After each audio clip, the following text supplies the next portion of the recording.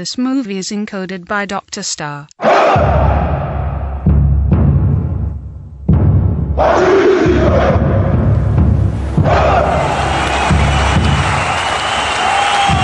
गेंदबाज लगातार बैट्समैन को कूदते हुए बल्लेबाज की एकाग्रता भंग करने की कोशिश। हाँ, ये तेज गेंदबाजी है और वो जरूर उस पर आजमाने वाले हैं। ओह, अच्छी बात। शॉर्ट पेच सीधी बदन पर, काफी तेज गेंद थी। मेरा अंदाजा है कि ये भी सीधी जबड़ों पर होगी। बिल्कुल सही, बहुत ही उम्दा, आक्रामक और खतरनाक गेंद थी। गेंदबाज पवेलियन छोर से क्रीज की तरफ बढ़ते हुए विकेटों के करीब पहुंचे, अंपायर के पास क्या उछाल लिया और दाएं हाथ से शॉट पिच गेंद बाल बच्चे बल्लेबाज। फिर से नाक के करीब से निकली, आग उगलती रफ्तार के साथ। ओह, गेंद उठी, झुक के बचे जैसे लहराती हुई नागिन। अचानक वेस्ट इंडियंस ने खेल का रुख ही बदल दिया। शानदार गेंद। वेस्ट इंडियंस को अंदाजा है उनका विजय रथ चालू है। अपनी निगाहें गेंद पर रखी, लगातार देखते रहना है। देखते रहिए, देखते रहिए। ओह, गेंद सीधी मुंह पर। काफी दर्दनाक, बहुत ही दर्दनाक। काफी दर्दनाक है। मुझे अक्सर ताज्जुब होता है कि उन्होंने सुरक्षा के सारे साजो सामान क्यों नहीं पहने थे। चाहे आप वेस्ट इंडीज से हो या अंग्रेज, ये ठीक नहीं है। क्रिकेट में ये सही नहीं माना जा सकता। जो भी नकारात्मक बातें कही गईं, बहुत सारे लोगों ने कहा कि हम खेल को खराब कर रहे हैं, हम मारने के लिए निशाना लगा रहे हैं। ईंट का जवाब पत्थर। मैं जिंदगी ऐसे ही जीता हूँ। आप लड़ेंगे तो मैं भी लड़ूंगा। हमारा एक ही लक्ष्य था, हमें खुद पर पूरा भरोसा था, हमें यकीन था कि हम सब की तरह हैं, हम किसी से कम नहीं। प्यार और जंग में सब जायज है।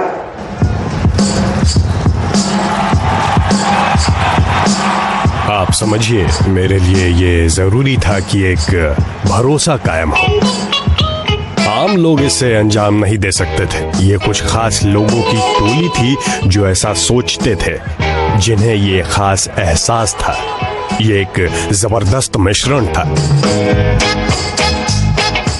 आप अश्वेत लड़कों के ग्रुप की बात कर रहे थे जो सफल हो रहा था एक लंबे अरसे तक। ये लोगों की सोच से भी परे था।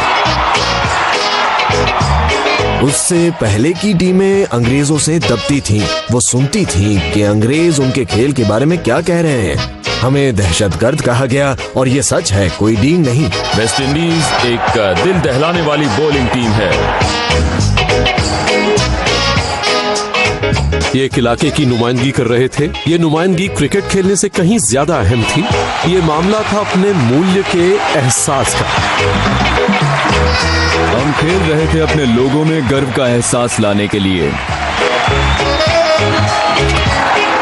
हम वेस्ट इंडीज की आने वाली पीढ़ियों के लिए ऊंचाइयां तय कर रहे थे। इस तरह का माहौल आपको बना सकता है या मिटा सकता है। फैसला आपके हाथों में है कि आप क्या चाहते हैं। हमने सोचा कि वो दिन आएगा जब हम सारी दुनिया को हरा देंगे। और ये उन्होंने गेंद को मार दिया है 200 दूर।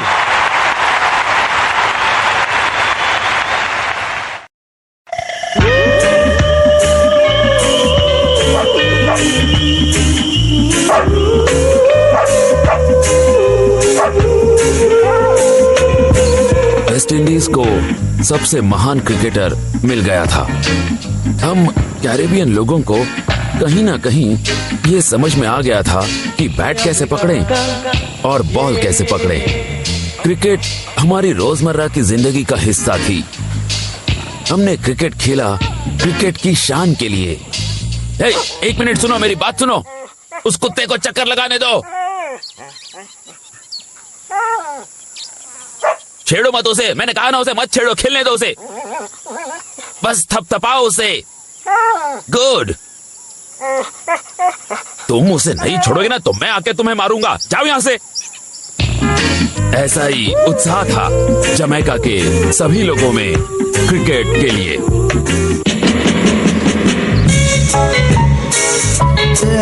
लोगों को सूरज की रोशनी में नहाए कैरेबियन आइलैंड्स जन्नत जैसे लगते हैं। सब कुछ हमेशा ऐसा शांत नहीं था। हमारे संघर्ष का लंबा और दर्दनाक इतिहास है बेबीलोन को दबाने और नकारने वाली ताकतों के खिलाफ, और सिर्फ क्रिकेट के जरिए हम अपनी आजादी जीत सकते थे।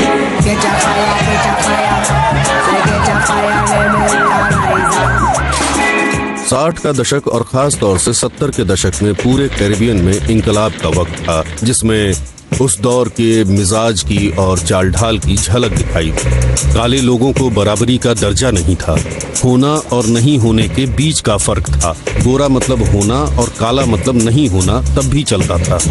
ठीक अमेरिका की तरह कैरिबियन में भी अश्वेत शक्तियां उभर रही थीं, जो बहुत हद तक उस काया पलट का हिस्सा थी। ये शक्तियां वेस्ट इंडियन लोगों में अपनी शक्ति, ताकत, आत्मसम्मान और गौरव के एहसास का बोध करा रही थी। मैं इतिहास पढ़ाता था। इंकलाब की दुनिया से जुड़ा हुआ एक युवा अध्यापक। मेरा बड़ा नजदीकी रिश्ता कायम हुआ विव के साथ। उस दौर में बहुत सारे नौजवान ब्लैक पावर फिलॉसफी में खासी दिलचस्पी रखते थे। जिन लोगों की चर्चा थी, विव भी उसमें शामिल थे। ये वो जमाना था जब माहौल गर्म था और वक्त था जागने का, उठ खड़े होने का, क्योंकि कुछ चीजें जो आप सोच रहे हैं वो सारी दुनिया में हो रही थी। हम अश्वेत लोगों के लिए एक सफर था जिसकी शुरुआत होनी थी अफ्रीका से।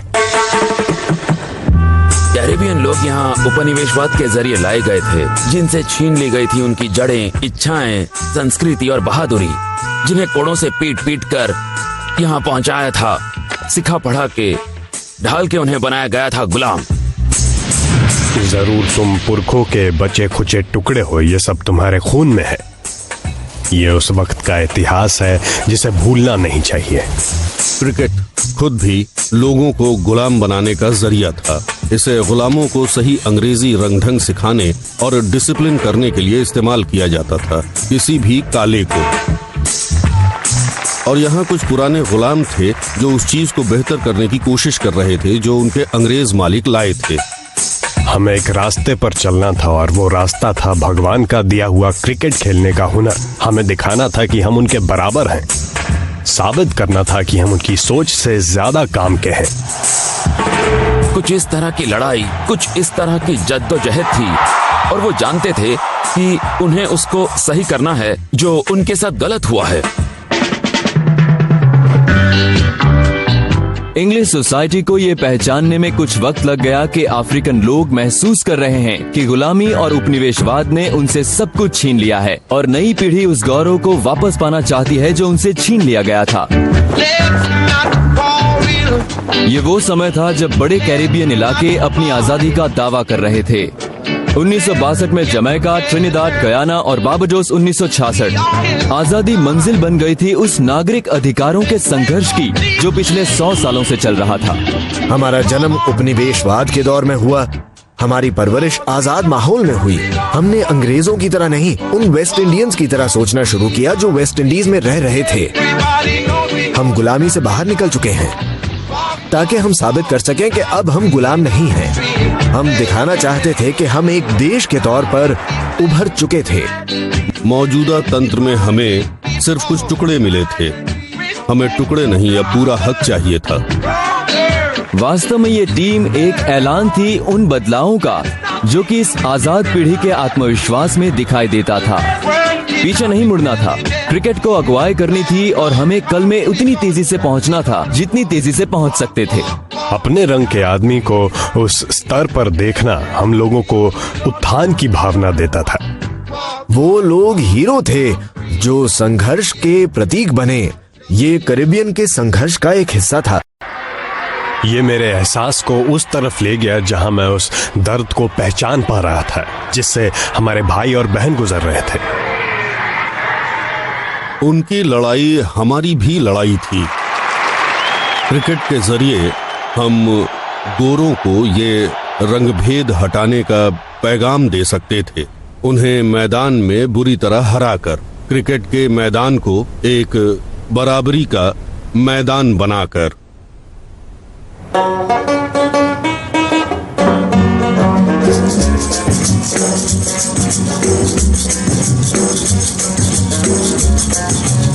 Cricket, love the cricket. I thought your eyes saw it. Cricket, love the cricket. I thought your eyes saw it. sheer confidence, and he put in a strong defense. Him get the ball and take on with second West Indies in this one. With those little cause of mine, Ramadine and Palestine. West Indies कई islands को मिलाकर बना है। सबकी सरकारें अलग हैं, अलग मुद्दों पर सबकी सोच अलग है। ये सारे आइलैंड्स एक साथ आते हैं वेस्ट इंडीज क्रिकेट टीम के झंडे तले। यही काम हम साथ साथ करते हैं। हम बहुत अलग हैं, ये आपको तब पता चलेगा जब आप कैरिबियन घूमने आएंगे। यहाँ बोलचाल अलग है, खान पान अलग है। अलग अलग आइलैंड्स में आपको कई नई चीजों के अनुभव होंगे। इसलिए हमारा खेल, हमारा क्रिकेट हमारे लिए बोलता था। क्रिकेट हर जगह था। वेस्ट इंडीज में जो भी बड़ा हो रहा था वो वेस्ट इंडीज टीम के लिए खेलना चाहता था। आप मीलों चलते जाइए, आपको समुद्र का किनारा ही नजर आएगा जहाँ कोई मैच चल रहा होगा। स्कूल से आते ही बच्चे बल्लेबाजी करने लगते थे और ये सिलसिला चलता था सूरज के डूबने तक। खेल से बाहर आकर एक बार फिर वापस पानी में जाते थे और किसी फिशिंग बोट की मदद करने में लग जाते थे। जब आपकी पकड़ में खाने लायक कुछ आ जाता था तो आप आग पर भूनकर उसे खा लेते थे। सब कुछ मजेदार था। वाह, आप शानदार वक्त बिता रहे थे। दोस्ती और भाईचारा एकदम मुफ्त। हर बार जब कोई गेंद फेंकता था तो वो लैंस गिब्स या वेल्स हॉल या ऐसा ही कोई बन जाता था, और जब वो बल्लेबाजी करता तब Seymour Nurse, sir Frank Worrell, sir Garry Sobers, sir Everton Weekes और ऐसे बहुत सारे नाम। इन लोगों ने उम्मीदें दी। ये लोग मार्गदर्शक थे, हमारी प्रेरणा थे। 1960 तक ये चलन बहुत आम था कि वेस्टइंडीज की टीम का कप्तान हमेशा एक अंग्रेज ही रहे। कैरेबियन लोगों के लिए किसी काले आदमी को कप्तान के तौर पर देखना बड़ा मायने रखता था। ये उम्दा खिलाड़ी दुनिया के इतिहास में हमेशा रहेंगे, मगर वो विनिंग कॉम्बिनेशंस नहीं थे। कई बार प्रतिभा की चिंगारियां और चमक नजर आई, उसके बाद अच्छे प्रदर्शन का अकाल पड़ गया। एक वक्त ऐसा था जब 21 टेस्ट मैच ऐसे आए जिसमें वेस्टइंडीज की टीम को एक भी जीत हासिल नहीं हुई। लोग हमें मस्त मौला खिलाड़ियों की टीम की तरह देखने लगे और इस मस्ती भरी टीम को पुकारते थे कैलिप्सो क्रिकेटर्स। आप कहेंगे कि ये अच्छी ओर इशारा करता है क्योंकि कैलिप्सो बहुत अच्छा संगीत है, लेकिन उसके साथ बुरा इशारा ये भी है क्योंकि आप मजेदार हैं, चमकदार हैं, मगर आपके अंदर जीतने का जौहर नहीं है। ठीक है, आपने दर्शकों का दिल बहलाया, मगर आप हार गए। 1961 में जब वो ऑस्ट्रेलिया गए तब उन्हें मोटरकेड की सलामी दी गई, जिसमें मेलबर्न के लाखों लोग शामिल थे। सब चाहते थे कि टीम हारे, और वो भी शराफत से। हम मनोरंजक थे पर हम विजेता नहीं थे। उन्हें हमेशा लगा कि हम कभी भी चरमरा जाएंगे और हमारे पास रीढ़ की हड्डी नहीं है। ये कैरेबियन में भी महसूस किया गया। लोगों का मानना था वो जैसे हैं उन्हें वैसे ही रहने दो, जिससे वो बस क्रिकेट खेल सकें, क्योंकि शायद वो और कुछ कर भी नहीं सकते। हम सभी अलग अलग माहौल से आए थे और हमें एक सांचे में ढालना आसान नहीं था। कोई ऐसा चाहिए था जो अलग अलग आइलैंड से आए इन लोगों को एक साथ रख सके, एक धागे में पिरो सके और उनको एक दिशा में ले जाए। कैरेबियन में एक कहावत है, अगर 10 नौजवान एक साथ हों तो ये टीम नहीं कही जाती, ये गिरोह कहलाता है। और ये बुनियादी फर्क भी था। नई पीढ़ी को चाहिए था एक महान कैप्टन। वेस्ट इंडीज की आशा उन्हीं पर टिकी हुई है। क्लाइव लॉयड बहुत शांत व्यक्ति थे, बहुत संजीदा, बहुत कूल, बहुत काम, एक सच्चे विचारक। खिलाड़ी उनकी बात मानते थे और एक लीडर की तरह उनकी इज्जत करते थे। और वो लीडर थे भी, वो सिर्फ कप्तान नहीं थे, वाकई में थे लीडर। क्लाइव सबकी पहुंच में थे। आप सोचते थे कि वो हैं जिनके साथ मैं खेलना चाहता हूं, मैं इनके साथ मैदान में उतरना चाहता हूं। क्लाइव अपना फैमिली बैकग्राउंड कभी नहीं भूलते थे। उन्होंने कम उम्र में अपने पिता को खो दिया था। वो अपने परिवार को खुद पाल रहे थे। क्लाइव पिता समान थे, उन्होंने रास्ता दिखाया, वो सही आदमी थे। 10 साल बड़े जिन्हें कुछ नौजवानों की अगुवाई करनी थी, वो उनके सलाहकार बन सकते थे और उन्होंने बहुत ही अच्छी अगुवाई की। उन्होंने एक ख्याल मन में बैठा दिया कि देखो, हम मजबूत लोग हैं, हमारा अतीत बहुत प्रभावशाली है, हमारे पूर्वज राजा और रानी थे और हमें वापस उसी बुलंदी पर पहुंचना है। हम यहाँ मजा करने नहीं आए हैं, हमारा मकसद है जीत। मैं एक अलग टीम चाहता था जिसकी सोच अलग हो। पुराना जो कुछ भी है उसे भूल जाओ। अब हम एक टीम है, एक वेस्ट इंडियन टीम एक साथ, ताकि नौजवान ये समझ सकें कि वो एक अच्छी जिंदगी और अच्छे भविष्य के लिए काम कर सकते हैं। एक जनता, एक देश, एक तकदीर। 1975 हम अपने सफर की शुरुआत पर खड़े थे, जवानी के जोश से भरे हुए, बेबीलोन के समय से चली आ रही मान्यताओं को तोड़ने के लिए तैयार। फिर भी उच्च स्तर के खेल में हमें अपनी पहचान बनानी थी, और वो था टेस्ट क्रिकेट। 5 दिनों तक का मुकाबला। हमारा सामना हुआ सबसे मुश्किल इम्तिहान के साथ। हम ऑस्ट्रेलिया के दौरे पर गए, चैंपियन से मुकाबला करने उसी के मैदान में। Shot 1, take 4. Action! Sweat all day in burning sun. Aussie basemen love much fun. Batsman remove dirty green. He gets 100 runs like team. उम्मीदों की हवा बनी हुई है, क्योंकि जोशीले कैप्टन क्लाइव लॉयड बोलते कम हैं, लेकिन इरादों के पक्के हैं। आपको भरोसा है आप जीत जाएंगे? हम जीतना चाहते हैं और इसमें कोई शक नहीं। लोग ऐसे बात करते हैं जैसे ये वर्ल्ड चैंपियनशिप है। मुझे पूरी उम्मीद है कि हम बेहतरीन प्रदर्शन करेंगे। इस समय ऑस्ट्रेलियन टीम मेरे ख्याल से दुनिया की सबसे बेहतर टीम है। मेरे ख्याल से टेस्ट इतिहास में अच्छी टीम और महान टीम के बीच का फर्क है तेज और अच्छे गेंदबाज। टॉमसन और लिली अच्छे गेंदबाज हैं।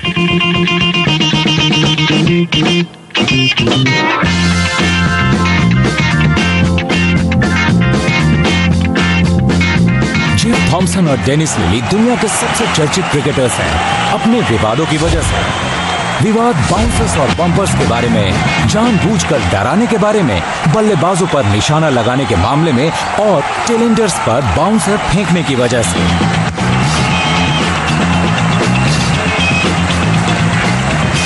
आज जेफ थॉमसन ने बहुत ही तेज गेंदबाजी का प्रदर्शन किया। उन्होंने बहुत तेज गेंदें फेंकी और उनका ऐसा प्रदर्शन पूरे मैच में रहा है। ऐसा करने से पूरी ऑस्ट्रेलियन टीम का मनोबल बढ़ेगा। ऑस्ट्रेलियन टीम के लिए डेनिस लिली की एक और सफलता। उस क्रिकेट टीम ने जैसे बाकी टीमों को बौना बना दिया था। सबको हराया, घर में और बाहर भी। इंग्लैंड को तो खत्म कर दिया। थॉमसन लॉयड को ये बहुत जोर से लगी। ऐसा लग रहा था अंग्रेज पनाह लेने के लिए भाग रहे हों और रहम की भीख मांग रहे हों। ऑस्ट्रेलिया के पास कमाल के तेज गेंदबाज थे। तेज गेंदबाज से मेरा मतलब है वो लोग जो वाकई तेज गेंदें फेंकते थे। मैं 80-81 मील प्रति घंटे की रफ्तार वालों की बात नहीं कर रहा, मैं 90-91 की रफ्तार वालों की बात कर रहा हूं, क्योंकि यही वो रफ्तार है जिससे आप जख्मी हो सकते थे। गेंद उनके सर पर बुरी तरह लगी है, बल्लेबाज तकलीफ में है। आप मारे भी जा सकते थे, ये हुआ है। किसी गोली की तरह थी, अगर आप उसके सामने आ गए तो मर भी सकते थे। जब आपके पास ऐसी कुव्वत हो जिससे आप अपनी गेंद से किसी को चोट पहुंचा सकते हैं, तब वो आदमी खेलने के बारे में नहीं सोच रहा, वो तो अपनी जान बचाने के बारे में सोच रहा है। मेरी कोशिश डराने की है। मेरा निशाना है उसकी पसलियों, उसकी टांगों में, जिससे उसे अंदाजा रहे कि आप आसपास हैं। डेनिस लिली आपके सामने खड़े होंगे। वो अपनी बड़ी कदकाठी के साथ आपकी आंखों में देखेंगे। उस गेंद से मुझे बहुत नुकसान हो। वो चाहते थे मैं दर्द से तड़पूं और मैं जख्मी हो जाऊं। अगर आप ढूंढेंगे एक शख्स जिन्हें खेलना मुश्किल है तो वो होंगे जेफ थॉमसन। मेरी राय में वो बेरहम थे। हमेशा एक खतरा था, वो खतरनाक आदमी थे। टेस्ट मैचेस के अखाड़े के बाहर जेफ थॉमसन एक खेल फिटनेस में मददगार थे ताकि वो अपनी तूफानी गेंद फेंक सके। बहुत दौड़ भाग लगती है टेस्ट क्रिकेट में विकेटों को चटकाने के लिए। कैसा है, खूबसूरत है ना? वो बहुत ही मतलबी थे। मैं कहूंगा ये बेहद शानदार तस्वीर है। ये हमेशा एक शानदार लम्हा है। कुछ खिलाड़ियों के लिए हिम्मत तोड़ने वाला भी है और कुछ लोगों के लिए जोश से भरा हुआ। ये सारे इम्तिहानों से बड़ा इम्तिहान है, इसलिए इसको कहते हैं टेस्ट मैचेस। 5 दिन मैदान में डटे रहने के लिए आपके पास सब्र होना चाहिए। लड़ाई चाल में तेजी की नहीं बल्कि आखिर तक बर्दाश्त करने की है। ये टेस्ट है, हर खिलाड़ी का इम्तिहान। इस वेस्ट इंडीज टीम में ज्यादातर नौजवान थे जिनके लिए ये पहला टूर था या फिर दूसरा टूर। हम मस्त मौला थे, नौजवान थे, नौसिखिया थे। जिन्हें इंटरनेशनल क्रिकेट में धकेल दिया गया था, जो एक गहरी खाई थी। आप बाहर आइए और आपको लगातार एक ही आवाज सुनाई देगी, ले ले ले ले मारो मारो मारो, ले ले ले ले मारो मारो मारो। साफ लगता था यहाँ प्यार के लिए ज्यादा जगह नहीं है। आपके चेहरे से नजर आता था उन लोगों का सामना करना आसान नहीं था, जबकि भीड़ आपके सर पर खड़ी हो। वहां पर जंग छिड़ी हुई थी। मेरा यकीन मानिए वो एक जंग थी। वो आपको हावी नहीं होने देंगे, वो आपके ऊपर कुछ भी फेंकेंगे। वो जता देते थे कि प्रभुत्व उनका है, इस इलाके में आप अच्छा नहीं कर सकते। लिली और थॉमसन ने हर किसी पर बाउंसर फेंके। लोग झुक रहे थे, बच रहे थे, गिर रहे थे पीठ के बल ताकि बच सकें। तेज गेंदबाजी का ये नया पहलू डरावना था, सचमुच बेहद डरावना। लिली लैंस गिब्स तक को बाउंसर फेंक रहे थे। शाम को लैंस लिली के पास जाकर बोले, ये तुम क्या कर रहे हो यार, मेरे बीवी बच्चे हैं, जरा ठीक से गेंद फेंको।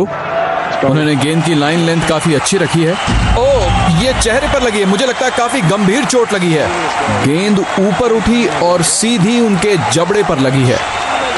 जख्म, टूटी उंगलियां, टूटे कंधे, सर पर लगने वाली चोटें, सब अपमानजनक था। ये एक किस्म का फौजी हमला था वेस्ट इंडीज क्रिकेट पर। बॉल किया, विकेट हवा में कलाबाजियां खा रहा है। एक और गेंद, ऑस्ट्रेलियन की ओर से शानदार क्रिकेट का नमूना। चलिए अगली गेंद, और रिचर्डसन, और ये हवा में। आज जेफ थॉमसन के बेहतरीन प्रदर्शन का दिन है। ये आउट है, रॉबर्ट्स आउट है। वो एक खतरनाक सीरीज थी मैदान में, और मैदान के बाहर भी काफी झड़पें हुई। वो जानते थे कि वो तजुर्बेकार लोग हैं और जानते थे कि पेंच कब कसना है। कुछ ऑस्ट्रेलियन के पास ये तरीका था कि अगर वो आपको गेंद से आउट नहीं कर सकते तो गालियों से आउट कर देंगे। बातें कही गईं और आपकी चमड़ी का रंग भी इसमें शामिल था। जब आप पर लगातार तानों और इशारों की बमबारी की जाती है, मैंने अनजाने में इसका सामना किया था, मगर यहाँ सब कुछ अलग था, बिल्कुल अलग। भीड़ में से कुछ लोगों ने ऐसी बातें की जो बिल्कुल नहीं कही जानी चाहिए थी। वो बातें जो सभ्य नहीं थी। लोग परंपरा और विरासत की बात कर रहे थे। जाओ उन पेड़ों में जाकर रहो जहां से तुम आए हो। Black bastard. मुझे गुस्सा आ जाता था जब कोई मुझे ब्लैक बास्टर्ड कहता था, क्योंकि मैं नहीं हूं। आपको रुक कर देखना पड़ता था कि ताना किस तरफ से आया है, फिर वो हंसेंगे क्योंकि उनके लिए ये एक बड़ा जोक था। इस सब ने मेरे सम्मान को कम कर दिया, बहुत हद तक मेरे स्वाभिमान को चोट पहुंचाई। जब मैं ऑस्ट्रेलिया गया तब मैं काफी मासूम था। मैंने सोचा कि टेस्ट क्रिकेट जेंटलमैन का गेम है। मैं टूट गया। मुझे यकीन नहीं हो रहा था कि ये सब हो रहा है। माइकल कोने में बैठ गए, उन्हें यकीन ही नहीं हो रहा था। वो रो पड़े। वो नहीं जानते थे कि लड़के इतनी बेरहमी से क्रिकेट खेल सकते हैं। ये सच है कि वहां झड़प होने लग गई। लोगों ने एक दूसरे पर इल्जाम लगाने शुरू कर दिए। बल्लेबाज गेंदबाजों पर और गेंदबाज बल्लेबाजों पर आरोप लगा रहे थे। ड्रेसिंग रूम का माहौल खराब था और ये वक्त भी खुशनुमा नहीं था। नतीजा सामने है, ऑस्ट्रेलिया 7 विकेट से जीत गई है। हमारी शामत आई हुई थी। उन्होंने हमें 5-1 से हराया था। जब वेस्टइंडीज बुरी तरह से हार गई, उससे वेस्टइंडीज के सभी लोग बहुत निराश हुए। रोने का मन होता था। मैंने लोगों को रोते हुए देखा है। जब वेस्ट इंडीज हारती थी तब लोगों के आंसू निकल आते थे। लोग निराश थे, बहुत बहुत निराश। हम जानना चाहते थे कि क्या हम वापस आ पाएंगे, आखिर कब। लोगों को लगा कि वेस्टइंडीज खिलाड़ियों में मुकाबले का दम नहीं है। कैलिप्सो क्रिकेट का कलंक एक बार फिर हमसे चिपक गया। हम वहां जाकर आखिर तक नहीं लड़े, हमने बस हार मान ली। जब टीम कैरिबियन वापस लौटी तो ऐसा लग रहा था कि हम फौजी लड़ाई के बाद वापस लौटे हों। उन्हें एहसास हुआ कि सब कुछ दांव पर लगा था। क्लाइव लॉयड जानते थे कि वेस्ट इंडियन क्रिकेट अब दौराहे पर खड़ी है। ये वक्त था चिंतन और मंथन का। नौजवान कप्तान के तौर पर क्लाइव दबाव में थे। वो बहुत निराश हो गए, यहाँ तक कि वो अपनी कप्तानी पर भी शक करने लग गए थे। कहते हैं अपमान सहने के बाद बढ़ जाती है ताकत, हौसला और रहमत। हमेशा के लिए, हमेशा के लिए। चल जा यहां से, निकल जाओ, खेलो, लड़ो लड़ो। ये खेल है। आपको दिल लगाकर खेलना है और नाम रोशन करना है। सर मत झुकाओ, लड़ो। Yes, launch an attack, come we launch an attack now. Launch an attack, come we launch an attack. Could you hear me? मुझे याद है क्लाइव ने कहा था ये फिर नहीं होगा। अगर हमें कुछ तेज गेंदबाज मिल जाए जो उतने ही तेज हों या फिर उनसे भी ज्यादा तेज, फिर देखते हैं वो कैसे झेलते हैं उन्हें। क्लाइव लॉयड ने बड़ा ही बेबाक फैसला लिया। हम तुम्हारा खेल भी खेल सकते हैं। हम गेंदबाजों की फौज खड़ी कर सकते हैं जो तुम्हें धूल चटा सकते हैं और बौना बना सकते हैं, और तुम हार जाओगे।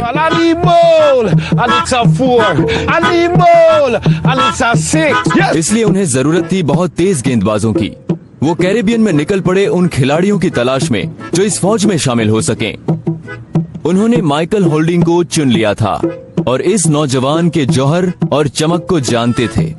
लोगों ने क्लाइव लॉयड की पहचान पर सवालिया निशान लगाए। उन्होंने कहा, तुम 17 साल की उम्र में माइकल होल्डिंग को शामिल कर रहे हो। क्लाइव ने कहा, वो नौजवान है तो क्या हुआ, मुझे उसकी ताकत पसंद है। कैप्टन बहुत चतुर थे। इस तरह का क्रिकेट ब्रेन जिंदगी में एक आध बार ही सामने आता है।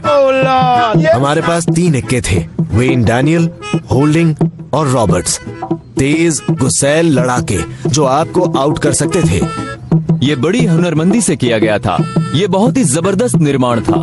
This is cricket, lovely cricket. Yes, cricket, lovely cricket. Man, I say people, are you ready? Blow! Oh Lord!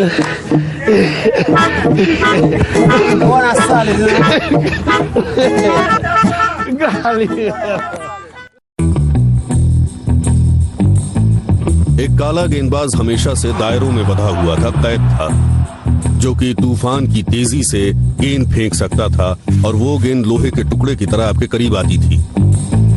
जब आप माइकल होल्डिंग को गेंद फेंकने के लिए दौड़ते हुए देखते हैं, तब आप देखते हैं अफ्रीकन व्यक्ति को अफ्रीकन लय में। हाँ, वो है लाखों में एक, जिसका जन्म ही क्रिकेट की गेंद फेंकने के लिए हुआ। माइकल के वो लंबे कदम किसी भी बल्लेबाज को डराने के लिए काफी थे। मैं सिर्फ एक नौजवान था, दौड़ता हुआ, तेज गेंदबाजी करता हुआ। लोग मुझे देखकर कहते थे, देखो उस लड़के को, वो आ रहा है। एंडी रॉबर्ट्स टीम का एक सख्त किरदार था जिसे आप लड़ने के लिए ले जा सकते थे हर जगह। मैं एक सिपाही हूँ, मेरे लिए तेज गेंदबाजी सबसे ज्यादा जरूरी है। एंडी को गलत समझ लिया गया क्योंकि वो कभी मुस्कुराता नहीं था। लोगों ने सोचा कि वो बहुत चिड़चिड़ा है और बुरे स्वभाव का है। अपने जज्बात कभी मत दिखाओ, कोई नहीं जानता कि क्या उम्मीद की जाए। ऐसा था मैं। इसने मुझे तेज गेंदबाजी के बारे में काफी कुछ सिखाया, क्रिकेट के बारे में बहुत कुछ सिखाया। वो आपको फंसा सकता था, उसे जाल बिछाना आता था। उनके पास 2 अलग तरह की बाउंसर थीं। पहली, जिसे बल्लेबाज कई बार चौके के लिए हुक कर सकता था। दूसरी, उसी एक्शन और उतने ही प्रयास के बाद उससे कहीं ज्यादा तेज, और ये बैट्समैन को चकमा देकर उन्हें लग जाया करती थी। वो आपको चोटें पहुंचा सकता था, कुछ गंभीर चोटें। वो इस पेस अटैक का असली लीडर था। ऑस्ट्रेलिया दौरे के ठीक बाद हम घर लौटे इंडिया से खेलने के लिए। हम सारी जिल्लत को दूर भगाने के लिए बेकरार थे। हम दिखाना चाहते थे कि हम में जीतने वाली खासियत है। क्लाइव के लिए ये मौका था जब वो अपने नए पेस अटैक का इस्तेमाल कर सकते थे। प्रेशर ज्यादा था और इस प्रेशर को फटना था किंगस्टन में। सारा जमाइका देखने आया था, स्टेडियम में तिल रखने की जगह नहीं थी। लोगों को लगा कि अब हम आग उगलने वाली ताकत का ही इस्तेमाल करेंगे। चलो उस तरह का क्रिकेट खेलते हैं जिसके लिए हम जाने नहीं जाते। हमारे प्लेयर्स ये दिखाना चाहते थे कि उन्हें सबक मिला है ऑस्ट्रेलिया से। हमें देखना था कि भारतीय कैसे झेलेंगे हमारी इस ताकत को। मेरा दिल जोरों से धड़कने लगा। उन्होंने उसे दौड़ते हुए देखा और फिर सही गेंद फेंक दी, ऐसे। हम पूरी इंडियन टीम को वास्तव में झुका रहे थे। इंडियन टीम चलते फिरते घायल लोगों की तरह हो गई थी। सभी टूट फूट गए थे। गेंद ने सभी को चूमा था। आप समझ रहे हैं ना?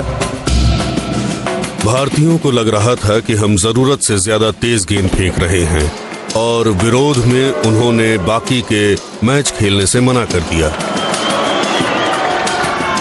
तेज गेंदबाजी का सामना करने के लिए बहुत कलेजे की जरूरत है। जिन्हें चोट लगने की उम्मीद नहीं थी वो शिकायत करते हैं। जब भी मैं बल्लेबाजी करने जाता हूँ अपने हिस्से की उम्मीद रखता हूँ। ऑस्ट्रेलिया 75-76 हमने शिकायत नहीं की। अगर आप गर्माहट नहीं ले सकते, रफ्तार नहीं झेल सकते तो आउट हो जाओ। मुझे लगता है बदकिस्मती से इंडियंस को झेलना पड़ा खेल की नई रणनीति का ये धक्का और अपने स्वाभिमान को वापस पाने का संघर्ष। आपको नजर आती थी एक टीम जिसने अपना मन बना लिया था, करो या मरो, जिसमें रहम की कोई गुंजाइश नहीं थी। ये फलसफा क्लाइव के दिमाग में जम चुका था उन साधनों की वजह से जो हमें मिले, और मेरा ख्याल है तब लोगों को यह एहसास हुआ कि ओ ये काम कर सकता है, और इसने किया।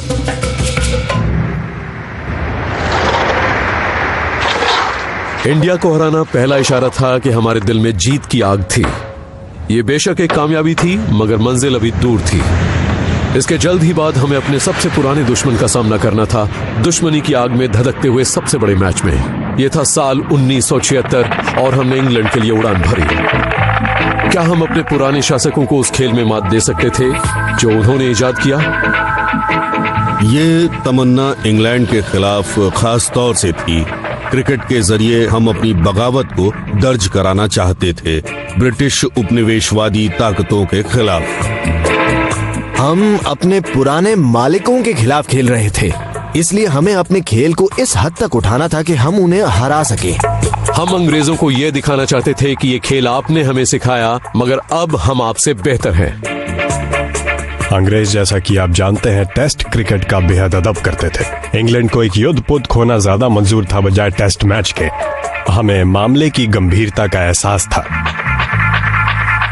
मेरे लिए इंग्लैंड को हराने में जो संतोष था वो किसी और में नहीं था, क्योंकि मैं मानता हूं कि हमने इंग्लैंड में जितना संघर्ष किया उतना दुनिया में कहीं नहीं किया। उन दिनों ये आम था। मेरा परिवार इंग्लैंड आया एक बेहतर जिंदगी की उम्मीद में।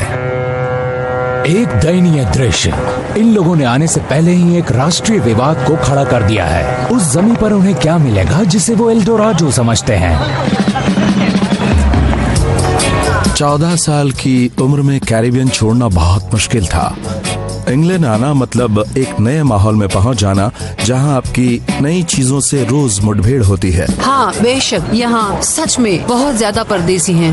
हमारे पास अपने लोगों के लिए मकान, रोजगार और स्कूल्स नहीं हैं। इन परदेसियों को कहाँ से दें? अगर जल्दी कुछ नहीं किया जाएगा तो ये पक्षपात एक नफरत में तब्दील हो जाएगा।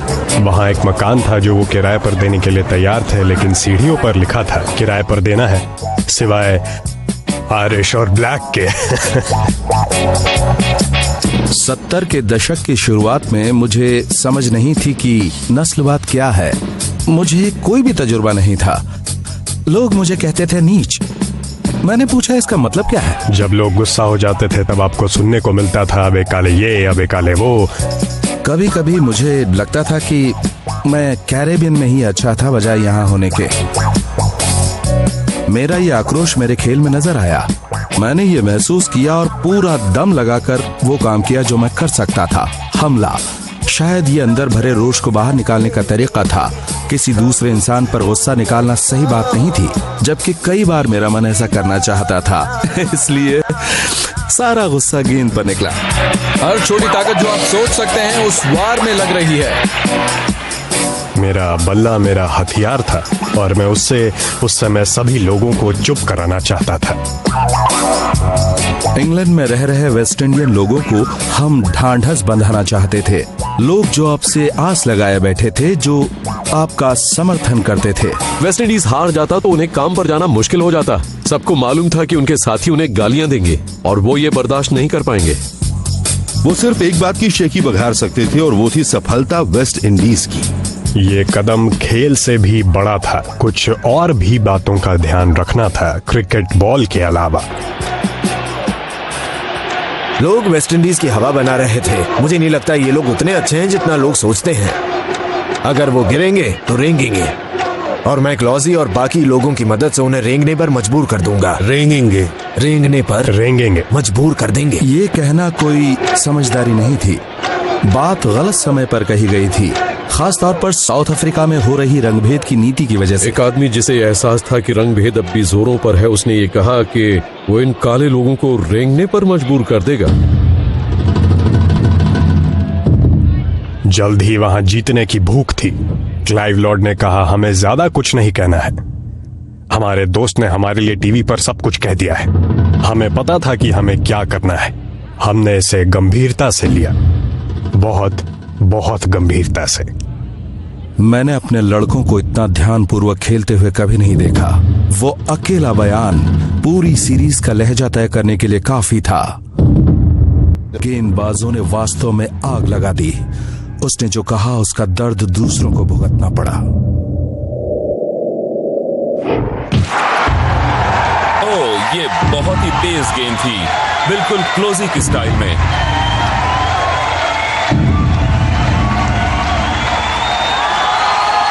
भगवान, एक खतरनाक हादसा टल गया। गेंद गोली की तरह बहुत तेजी से आई। बिल्कुल आखिरी मौके पर उन्होंने गेंद के रास्ते से सर को बाहर निकाला।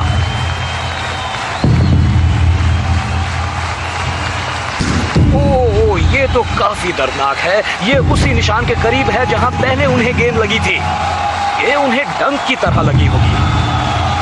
ओह, मुझे लगता है ब्रायन क्लोसी जब तक पेविलियन की शरण में वापस आएंगे तब तक तो चोटों का पिटारा बन चुके होंगे। बहुत हो चुका, वो जरूरत से ज्यादा शॉर्ट पिच गेंदें फेंक रहे हैं। आज तो वेस्ट इंडीज ने शॉर्ट पिच गेंदों की बमबारी ही कर दी। खतरनाक गेंदबाजी को लेकर नया विवाद शुरू हो गया है। क्रिकेट सोसाइटी के भूतपूर्व चेयरमैन ने चेतावनी दी है कि अगर सख्त नियम नहीं बनाए गए तो कम से कम 10 क्रिकेटर मरेंगे और 40 के सर फूटेंगे। ये सब होगा गेंद लगने की वजह से इन गर्मियों में। पूरी दुनिया ने वेस्ट इंडियन टीम को कहा बेरहम, जो खेल को बदनाम कर रही है, लेकिन उस बदकिस्मत बयान ने आग में घी का काम किया। इसके बाद बेचैनी बढ़ गई और गेंदों में संगीन तेजी आ गई। खेल के कायदों के हिसाब से अंपायर्स को आगे आकर खिलाड़ियों को बचाने की इजाजत थी। आप जानबूझकर किसी को चोट नहीं पहुंचाना चाहते, लेकिन बल्लेबाजों को चोट लग रही थी और ये अफसोस की बात थी। जब मैं किसी बल्लेबाज को चोट पहुंचाता था तो हमदर्दी यहां थी, आप देख नहीं सकते थे और मैं बल्लेबाज को दिखा नहीं सकता था। मेरे लिए ये मेरा काम था। अब हम वो मस्त मौला क्रिकेटर्स नहीं थे जो यहाँ सिर्फ दिल बहलाने के लिए आए थे। अब हमारा हुनर ही मनोरंजन था। नियमों के दायरे में रहकर जीतने के लिए जो बन पड़े हम वो कर रहे थे। उम्दा गेंद, होल्डिंग का एक और विकेट। हमें परदेश में भी देश का एहसास हो रहा था। दर्शकों ने हमारे खेलने के तरीके की वजह से हमारा साथ दिया। कितना आलीशान कैच पकड़ा है। वेस्ट इंडीज के सपोर्टर्स झुंड बनाकर आए। स्टैंड्स का एक हिस्सा वेस्ट इंडियन से भरा हुआ था और वो पूरे मजे ले रहे थे। इससे अच्छा शॉट कहां देखने को मिलेगा।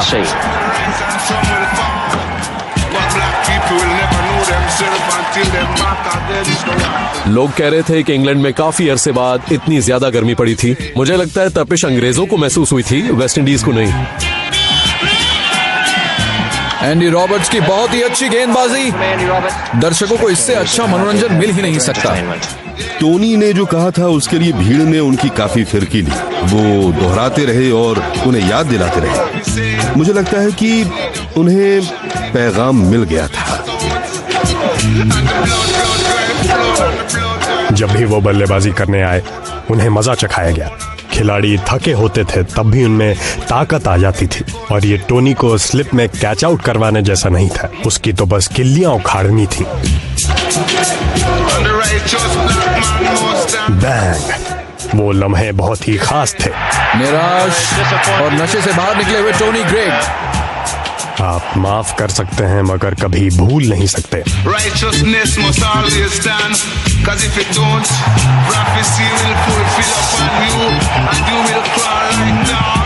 76 में माइकल होल्डिंग और मेरा प्रदर्शन शानदार रहा। रिचर्ड्स ने भी मौसम के बहुत मजे लिए। ये था बैट बनाम बॉल 76 में।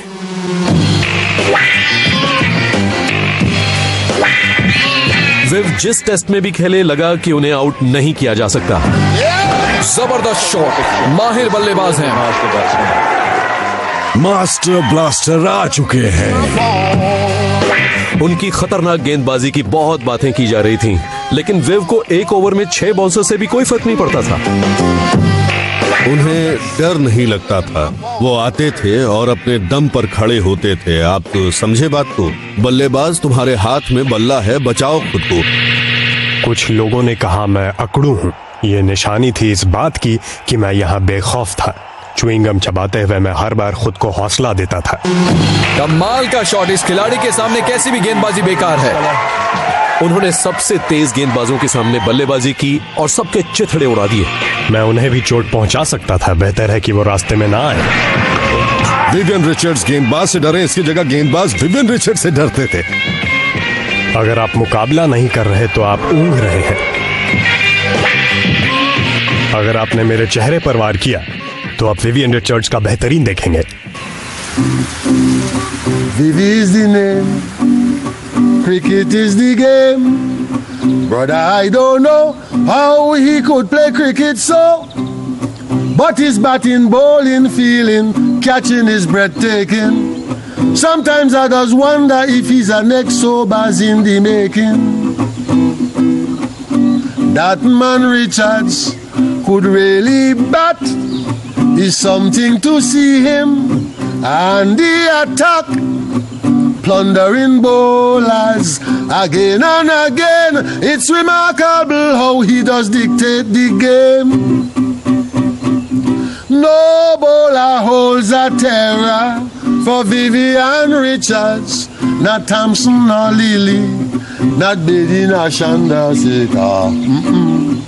A perfect coordination of body and mind. That brother is really dynamite. I tell you, pace or spin, he ain't give a France while you bowling him. Fast or slowly, you're going back to the boundary. Vivi Richards, a great man. Wonderful.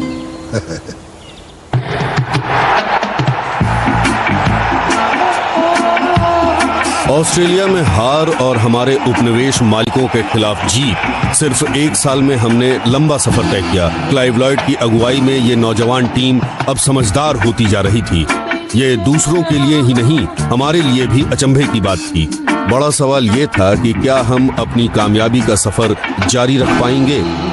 इस सवाल को इंतजार करना पड़ा। हमारे दरवाजे पर Babylon के खिलाफ लड़ाइयां खड़ी हुई थीं। लड़ाई बराबरी के अधिकार और इसके फल की, जो खिलाड़ियों को मिलने चाहिए।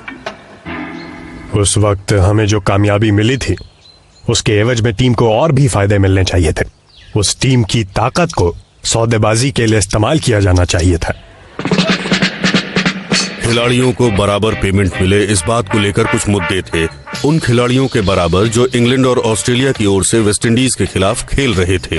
वेस्टइंडीज की टीम को कितना पैसा मिल रहा है? देखिए, मुझे पता नहीं है कि कितना मिल रहा है, लेकिन टिकट में जो पैसा आ रहा है उसके सामने ये कुछ भी नहीं है। तब ज्यादातर क्रिकेट बोर्ड्स के मुखिया श्वेत नस्ल के लोग थे। माना जाता था कि ये लोग अश्वेत लोगों को दबाने की कोशिश में थे।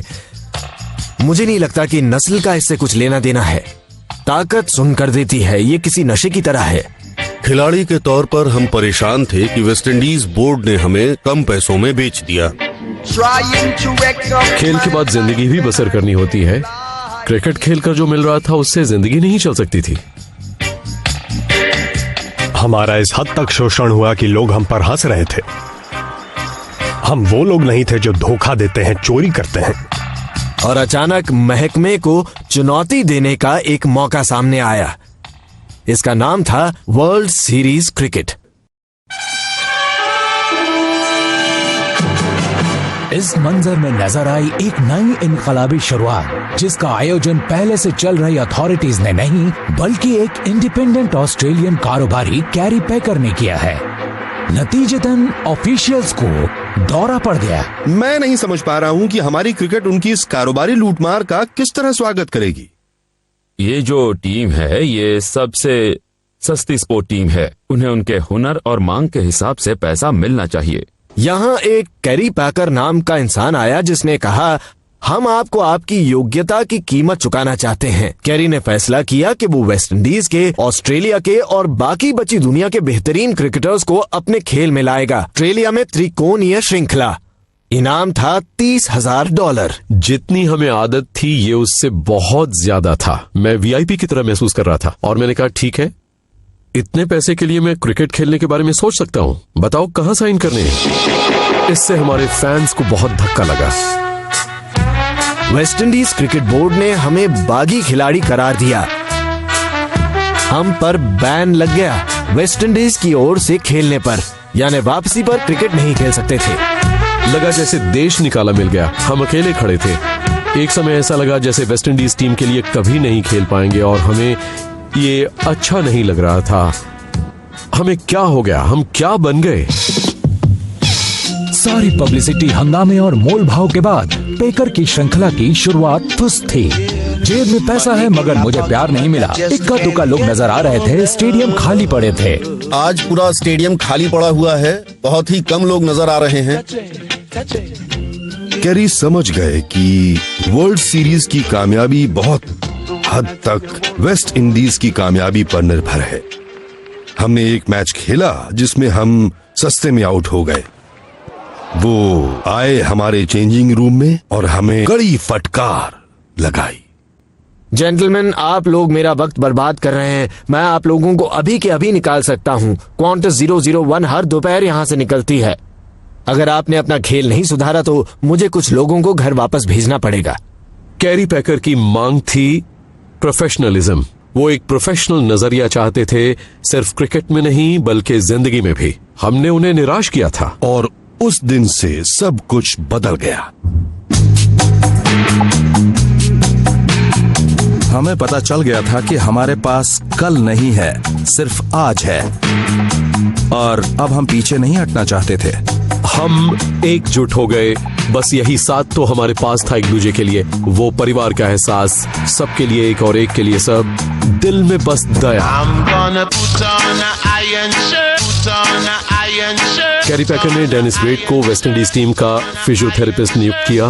वो क्लाइव लॉयड के पास आए और उन्होंने कहा, कप्तान मुझे नहीं लगता कि ये टीम पूरी तरह से फिट है। फिर उन्होंने हमें ट्रेन किया।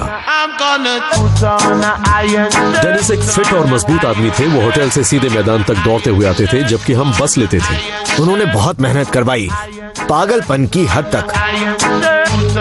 हम उस वक्त सबसे ज्यादा फिट थे। अगर हम नहीं थे तो मेहनत करने में खुश थे। 23 से रन चुराया, जल्दी करनी होगी और ये आउट। शानदार फील्डिंग। इससे ज्यादा फिट टेस्ट टीम दुनिया ने नहीं देखी थी, खास तौर से उन तोंदू और अनफिट क्रिकेटर्स की तुलना में। इस फिटनेस ने मैदान में कमाल के कारनामे दिखाए। शानदार कैचेस, अद्भुत सहनशीलता, वहां एक तमाशा था। कुछ कहने की जरूरत नहीं। ये बहुत ही भावुक क्रिकेट थी, सबसे मुश्किल क्रिकेट जो कभी मैंने खेली थी। हर टीम में 5 खालिस तेज गेंदबाज थे। हर टीम में। नींद से उठते ही आपको पता होता था कि आज का खेल कल के खेल से ज्यादा खतरनाक होगा। इस टूर्नामेंट ने फिट होने के बारे में हमारी पूरी सोच बदल दी थी। जीतने की कीमत चुकानी पड़ती है। इस खेल में होने का मतलब था मतलबी रिचर्ड्स का शानदार शॉट, भरपूर ताकत से भरा। वर्ल्ड सीरीज में बहुत सारी नई चीजें भी आईं। रंगीन कपड़े, वेस्ट इंडीज गुलाबी रंग में थे। हमें पहली बार यूनिफॉर्म में देखकर प्रेस ने बातें बनाना शुरू कर दिया। पहले कहा गुलाबी खूबसूरत, फिर कहने लगे गुलाबी नाजुक कलियां। हमें दिखाना था कि हम वैसे नहीं हैं जैसे हमें सजाया गया है। और वहां से वर्ल्ड सीरीज के अंत तक हम एक भी मैच नहीं हारे। और ऑस्ट्रेलियंस ने ये हमेशा कहा है कि कैरी पैकर को वेस्ट इंडीज को वो स्पीच नहीं देनी चाहिए थी।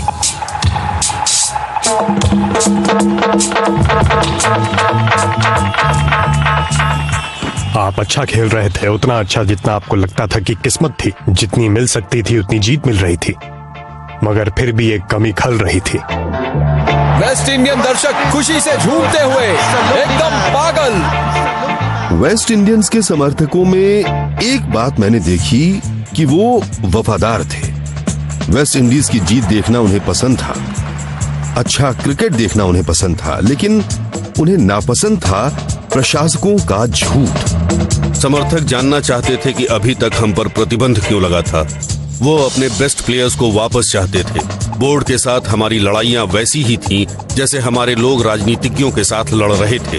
आजादी के बावजूद हमारे नेता अभी भी हमारे पैसे और सुविधाएं आइलैंड को अपनी सहूलियत से टुकड़ों में बांटकर लूट रहे थे। क्लाइव की टीम में लोगों ने एकता और मेल मिलाप का एक नमूना देखा। हम एक दूसरे से हमदर्दी रखते थे।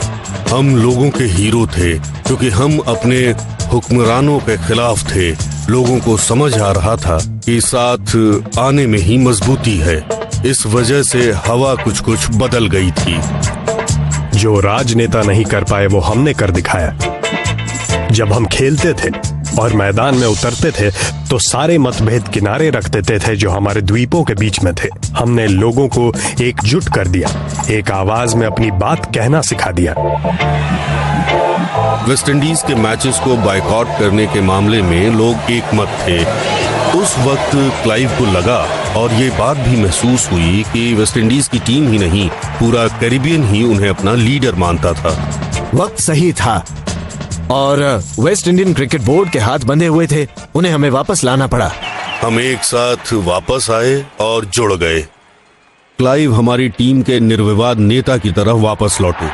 सियासत अब हमारे लोगों को अलग नहीं कर पा रही थी और हम सभी वेस्ट इंडीज की जीत का इनाम आपस में बांट रहे थे। और वही धुरी वो लोग जो सही मायनों में हमारा परिवार थे, जिनकी जोड़ी जमती थी, पारंपरिक क्रिकेट में वापस आए।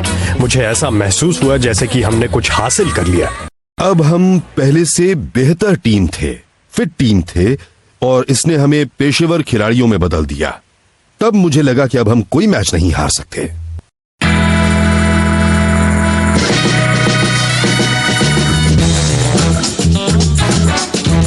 जोएल गार्नर और मैंने टीम में आने के लिए रास्ता बनाया और वेस्ट इंडीज के लिए गेंदबाजी का रूप बदल गया। मीडिया को बड़ी दिलचस्पी थी क्योंकि पहली बार ऐसा हो रहा था जब आपके पास 4 गेंदबाज थे जो 90 मील प्रति घंटा की रफ्तार से गेंद फेंक सकते थे। Michael holding, Andy Roberts, Joel Garner और कॉलिन क्राफ्ट। Colin craft. हमें यमदूत कहा जाता था, हमें आतंकवादी, खतरनाक और खूनी न जाने क्या कहा जाता था। इनकी कदकाठी देखकर डर लगता था। जोएल गार्नर की हाइट 6 फुट 8 इंच थी। उसका निशाना या तो आपके पंजे या फिर गर्दन। वहाँ दुश्मन खड़ा था, पैड पहने हुए, बल्ले के साथ। मेरा मंसूबा रहता था कि उनकी जिंदगी मुश्किल बना दी। कॉलिन क्राफ्ट का एक्शन ऐसा था जिसे आप नहीं समझ सकते थे। वो समाज के लिए हानिकारक था। मैं डरावना था, मैं जानता हूँ। बाउंसर से किसी को गिरा दो, फिर मुस्कुराओ, फिर हंसो। यहाँ मैं हूँ, मेरे रास्ते से हट जाओ। उसने मुझसे कहा, क्राफी, सोचो दूसरे छोर पर तुम्हारी माँ बल्लेबाजी कर रही है। मैंने कहा, दूसरे छोर पर अगर मेरी माँ है तो वो भी मेरा निशाना है। एंडी हिटमैन था और उस पर हिटमैन का लेबल लग गया था क्योंकि वो लगातार लोगों पर वार करता था। मुझे हिटमैन कहलाना पसंद नहीं था। मेरा इरादा लोगों को चोट पहुंचाना नहीं था। फिर भी लोगों को चोट लगी।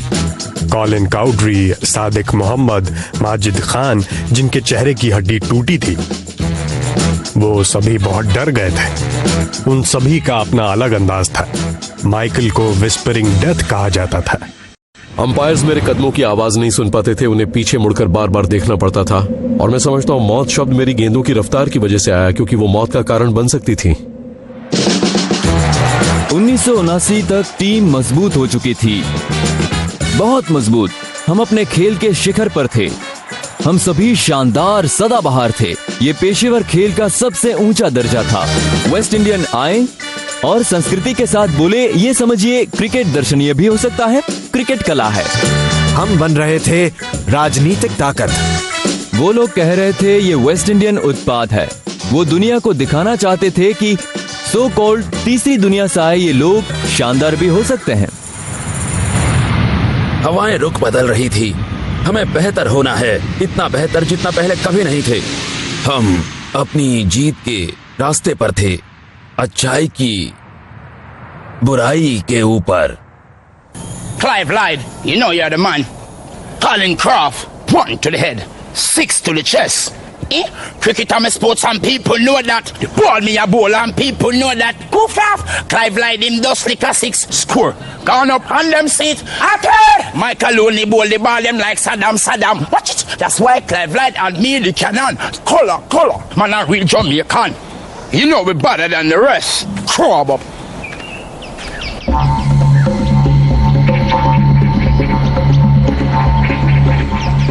हमें ऑस्ट्रेलिया में 75 और 76 का दौरा बार बार याद दिलाया गया।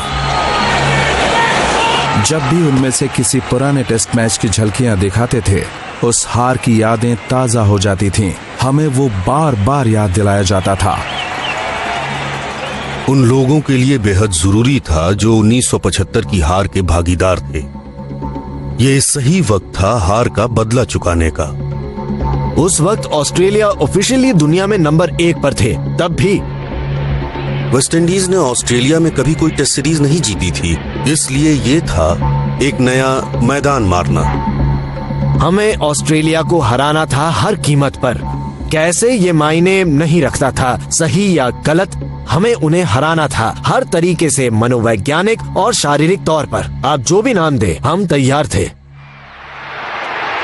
हमने उन्हीं परेशानियों का सामना किया जो 75 और 76 में आई थीं। वो आपके करीब से गुजरेंगे या पिच पर चलते हुए आएंगे और कहेंगे भागो जाइए, भाग जाइए। या तो भाग जाओ या फिर खेलो। आप बल्लेबाजी के लिए उतरे, इससे पहले कि पिच तक पहुंचे डेनिस लिली कहेंगे तुम वहीं रुको, मैं धज्जियां उड़ाने वाला हूं तुम्हारे सर की।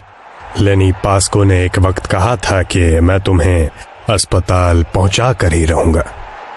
ये सब खेल को एक नए स्तर पर ले जा रहा था। उन्हें लगा कि जब वो ऐसा करेंगे तो हम घुटने टेक देंगे और याद करेंगे कि पहले क्या हुआ था, मगर ऐसा नहीं था। इस बार कहानी पूरी तरह अलग थी। और कट कर दिया है स्लिप के ऊपर से। वो भौचक्के रह गए। मैं हेलमेट नहीं पहनता था, मुझे इन साधनों की जरूरत नहीं थी। मैं जानता था कि मैं वहां बहुत सारी ताकतों के निशाने पर हूं।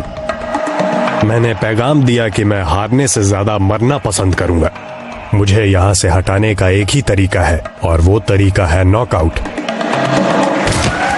बहुत जोर से चोट लगी है, काफी जोरदार। हर कोई सोच रहा था कि वेव को नुकसान पहुंचेगा और हमें लग रहा था कि वेव अब किसी भी मौके पर मैदान छोड़कर चले जाएंगे।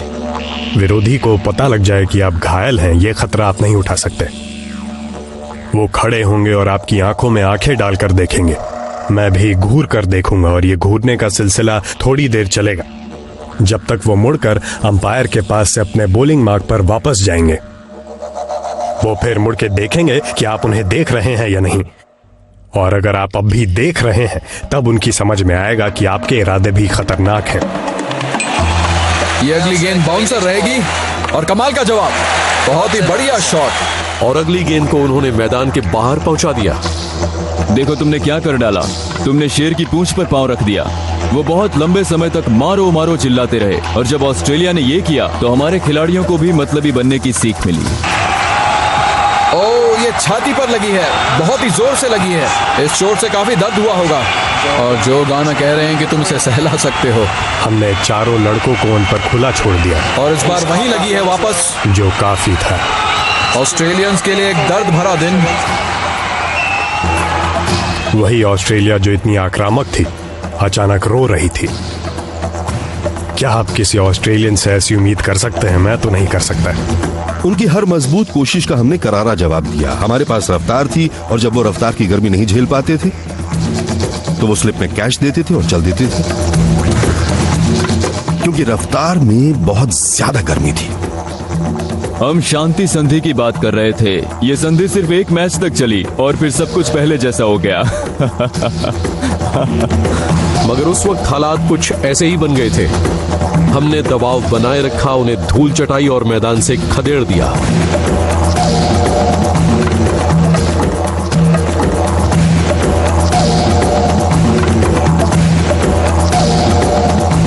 वाह, मैं सोचता हूँ ये बहुत दिलचस्प था। मुझे लग रहा था जैसे हमने कुछ हासिल कर लिया। हम अपने तजुर्बों से सीखे और खुद को सबसे ऊंचे स्तर पर भी साबित कर दिया। ये वो एहसास था कि वेस्ट इंडियन क्रिकेट टीम बुलंदी पर पहुंच गई थी और हम यकीनन दुनिया की सबसे अच्छी टीम हैं।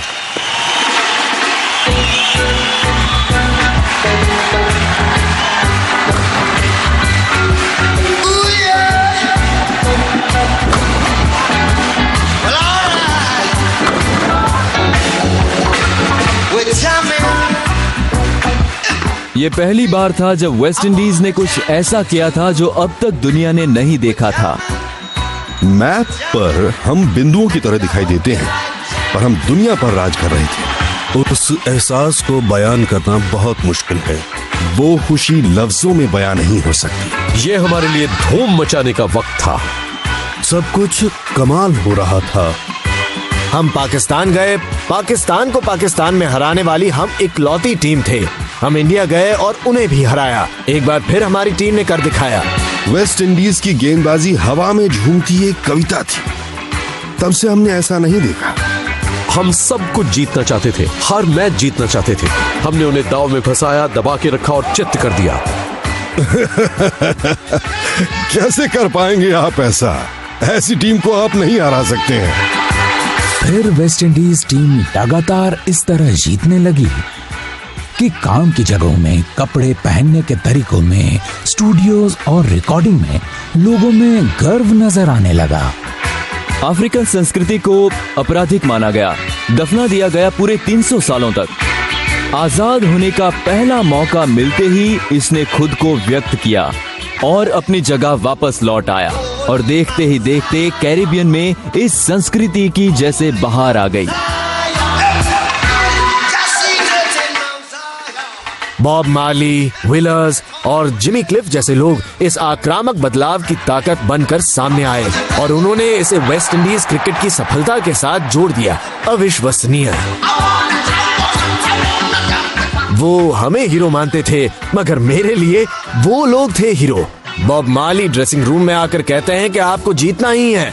ठीक है क्रॉफ्ट, हमें जल्दी से इन लोगों को आउट करना है। बेमिसाल। ऐसा लगता है कि वो वक्त हमारी जिंदगी का सबसे फायदेमंद वक्त था। शर्मिंदा होने की जगह उन्होंने शेखी बगारना शुरू कर दिया। वो अपने झंडे फहरा सकते थे और कहते थे कि हमारे हीरोज ने हमें अच्छा बना दिया। ये सारी धुनें बहुत जान डाल देती थीं, विद्रोह का बिगुल बजा देती थीं। Get up, stand up for your right. Get up, stand up for your right. उठ खड़े हो, उठ खड़े हो। मैं कहता हूँ ये कोई गुनाह नहीं है। ये वो बातें हैं जिनमें आपका यकीन है। आप चलते रहते हैं जब तक ये नहीं लगता कि आपके दिमाग में संगीत पूरी तरह छप गया है, लड़ाई के मैदान का संगीत। मैं विव रिचर्ड्स को कभी नहीं भूलूंगा। जैसे अभी मैं उनके बारे में बात कर रहा हूँ तो मैं वहाँ उन्हें देख सकता हूँ। उनके दिल में जमैका के रिवाज और संस्कृति बसे हैं। वो सच्चे जमैकन थे। वो एक जमैकन धर्मी थे, मगर बहुत लोग नहीं जानते कि उनसे जो मिला उसका बॉब मार्ली से भी लेना देना है। उन्होंने खुद को हमेशा विरोध करने वालों की संगत में पाया। अगर वो क्रिकेट में नहीं आए होते तो फिर वो घुंघराले बालों वाले गायक होते, बॉब मार्ली की तरह। ये हुई ना बात। विव दरअसल कैरिबियन के लोगों के बड़े लाडले थे। वो सही मायनों में क्लाइव लॉयड की सोच का विस्तार थे, जो इसे आगे एक रूहानी सोच के एहसास की ओर ले गए। विव धीरे धीरे पहचान बनाते जा रहे थे उन लोगों की जो कहलाते थे अफ्रीकन। यहाँ तक जो आर्मबैंड वो पहनते थे उसमें भी अफ्रीकन रंग नजर आते थे। हरा इस जमीन के लिए, पीला उस सोने के लिए जो बाहर ले जाया गया या कहीं लूटा गया, लाल उस खून के लिए जो बहाया गया था। ये था इन सारे रंगों का मतलब।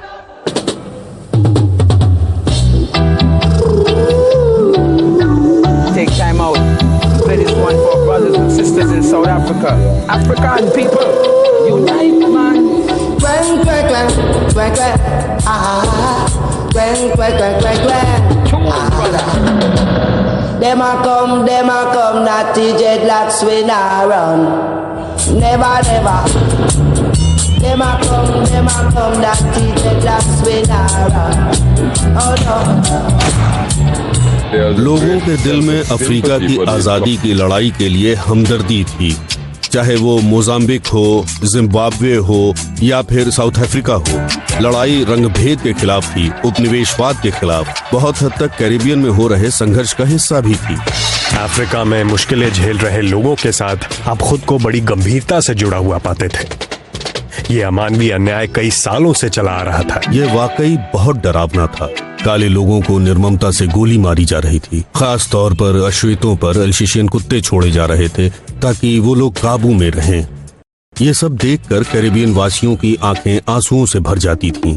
सबको हमेशा लगता था कि हम उनकी मदद के लिए काफी कुछ कर सकते हैं, सिर्फ गानों या संस्कृति के इजहार में नहीं बल्कि क्रिकेट के मैदान में भी। साउथ अफ्रीका पर प्रतिबंध लगाकर 17 वेस्ट इंडीज खिलाड़ी एक ऐसे देश में खेलने जा रहे हैं जिसे इंटरनेशनल क्रिकेट में प्रतिबंधित किया गया है उनकी रंगभेद नीतियों की वजह से। हमारे कुछ खिलाड़ियों को जनता की नफरत का सामना करना पड़ा जब उन्होंने प्रतिबंध को नहीं माना और साउथ अफ्रीका खेलने गए। साउथ अफ्रीका को चर्चा में आने का मौका मिल गया। ये सच है कि वो लोग अश्वेत हैं और शायद इसकी वजह से साउथ अफ्रीकन हुकूमत कुछ विश्वसनीयता बटोर लेगी। ज्यादातर कैरेबियन लोगों को लगा सदमा। आप ऐसी हुकूमत का साथ कैसे दे सकते हैं? जैसा कि कैरी पेकर ने कहा है, हर आदमी की कीमत होती है। पैसा सभी का भगवान है। ईमानदारी की बात है, आपको जिंदगी भी चलानी है। माना जाता है कि इस टीम ने कॉलिन क्राफ्ट को लुभाने के लिए करार किया था पूरे 70,000 पाउंड का। भूतपूर्व जमाइकन प्राइम मिनिस्टर ने कहा कि बागी खिलाड़ी भाड़े के टट्टू हैं। मैं भाड़े का टट्टू हूँ? जब मैं वर्ल्ड सीरीज खेलने गया तब मैं भाड़े का टट्टू नहीं था। मुझे शायद ये फर्क समझ नहीं आया। मेरे लिए ये खेल नहीं है, मेरे लिए रोजगार है, मेरी नौकरी है। हम जानना चाहते थे कि और कौन जा रहा है, आखिर वो किसके पीछे है। हर आदमी की एक कीमत होती है और उसका व्यवहार निश्चित करता है कि इतिहास उसे क्या दर्जा देगा। ये एक ब्लैंक चेक था। मुझे उस वक्त की अपनी कीमत भरनी थी। अगर मैंने तब साइन कर दिया होता तो मुझे लगता है कि हमारा पलायन हो जाता। मैं सोचता हूं कि वेस्ट इंडीज टीम उस खास वक्त पर बिखर जाती। मुझे लगा अब अगुवाई करने का वक्त है। मैं साउथ अफ्रीका की रंगभेदी हुकूमत में नहीं जा रहा हूं। मैं नहीं जाऊंगा, वो मेरा दाम नहीं चुका सकते।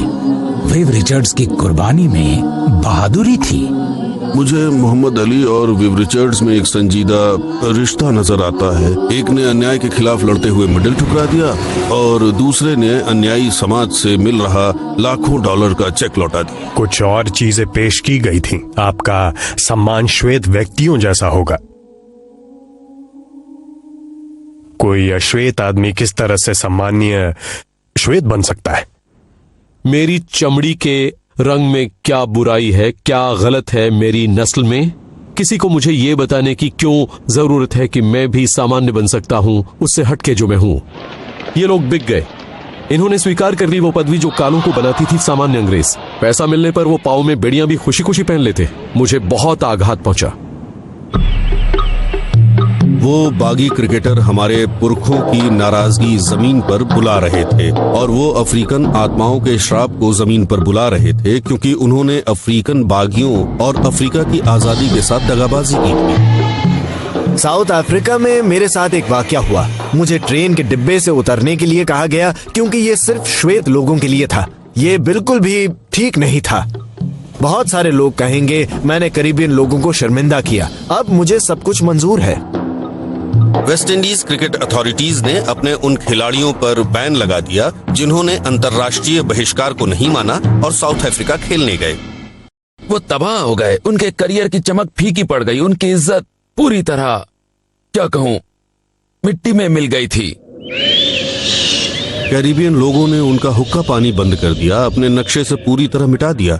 आमतौर पर उनकी जिंदगी बड़ी तकलीफदेह हो गई। बहुतों की जिंदगी में कुछ भी अच्छा नहीं हुआ था। कुछ लोग तो एकदम बिगड़ गए, कोकेन और दूसरी नशीली दवाओं के गुलाम बन गए थे। मैंने सुना है कि वापस आए कुछ खिलाड़ियों के साथ बुरा बर्ताव भी किया गया। मैंने ये भी सुना कि बुरे वक्त में कुछ खिलाड़ी टूट भी गए। जब मैं साउथ अफ्रीका से वापस आया तो मैं वेस्ट इंडीज नहीं आया, मैं गया फ्लोरिडा। बुरा लगता है कि आप नहीं हैं उस टीम में, सड़क पर अपना सर ऊंचा करके चलने के लायक नहीं है। जो करोड़पति होने से ज्यादा बेहतर था, सोने चांदी से बेहतर था। ये लोग हमेशा मेरे दोस्त रहेंगे, इसके बावजूद कि इन्होंने जिंदगी में क्या फैसले किए। मैं किसी के बारे में फैसला करने वाला कौन होता हूँ? न्याय तो जनता करेगी। मैं डेसमंड टूटू से मिला, जिन्होंने कहा उस वक्त वेस्ट इंडीज ने जो किया उसकी नेल्सन मंडेला ने भी तारीफ की। रंगभेदी सरकार का हौसला गिराने और सताए हुए हमारे भाइयों और बहनों की मदद करने के लिए बहुत बहुत शुक्रिया। ये सुनकर मैं भी पिघल गया था।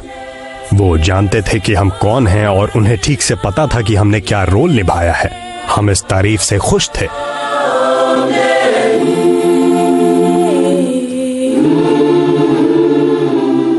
जद्दोजहद चलती रहती है, तब भी जब आप उतना जीत रहे हो जिसके आप लायक हो, मगर आपको चौकन्ना रहना पड़ता है। ये वो वक्त होता है जब चीजों के बुरे पहलू और नस्लवाद आपको पकड़ सकता है, और वो भी तब जब आप तैयार ना हो। अब आप मार खाना बंद कर चुके हैं और मारने लगे हैं, और अचानक लोगों को उससे दिक्कत होने लगती है।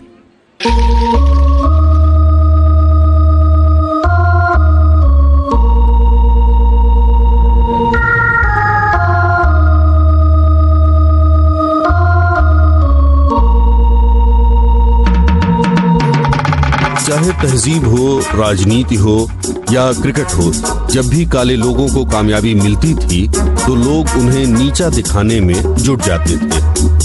इंग्लिश प्रेस ने हमेशा से बहुत बहुत ज्यादा नुकसान पहुंचाया। हम ही जानते हैं कि हमने इंग्लिश प्रेस द्वारा बनाए गए दबाव का किस तरह सामना किया। मैं निंदा करता हूँ, इस तरह की क्रिकेट बकवास है। ऐसा लगता है मानो आप नारियल से पिट्ठू खेल रहे हैं। खिलाड़ियों को लगा कि आलोचना का स्तर बहुत हद तक नस्लवाद से भरा था, क्योंकि वो आपको हरा नहीं सकते, इसीलिए रंग भेद करते थे।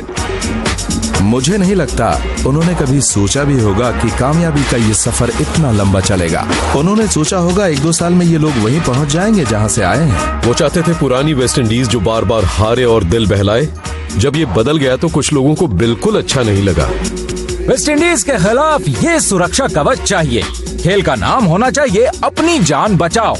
हमारे सर कभी सेहरा नहीं बना। ऐसा लगा जैसे हमारी जीत पूरी तरह से डराने की वजह से थी। उन दूसरी बातों पर मुझे गुस्सा आता है। जिन लोगों के पास तेज गेंदबाज नहीं थे वो हमारी बुराई कर रहे थे। ये हवा में जिमी एडम्स के पास मौका है और ये कैच आउट। किसी को खुद को उल्लू मत बनाने दो। हर कोई तेज गेंदबाज चाहता है हमारी तरह। हर कोई। ये जलन थी जो बहुत आगे बढ़ गई थी। ऊंचे ओहदों पर बैठे अंग्रेजों ने हमें रोकना शुरू किया। गेंद कैसे फेंकनी है इसके लिए नए कायदे और पाबंदियां आ गईं। ये कुछ ज्यादा ही हो रहा था। उन्होंने वेस्ट इंडीज की कामयाबी का गला घोंटने की हर कोशिश की। हर बार उन्हें लगा कि वो हमें मार देंगे। 1984 के इंग्लैंड दौरे में हम पैगाम देना चाहते थे कि जब हमें चोट लगती है तो हम जवाब भी देते हैं। इंग्लैंड के खिलाफ रणनीति, जो खेल हमने शुरू किया था, उसे खत्म भी हम ही करेंगे। हमें जीत दोहरानी थी और साबित करना था कि पहली जीत नहीं थी कोई तुक्का।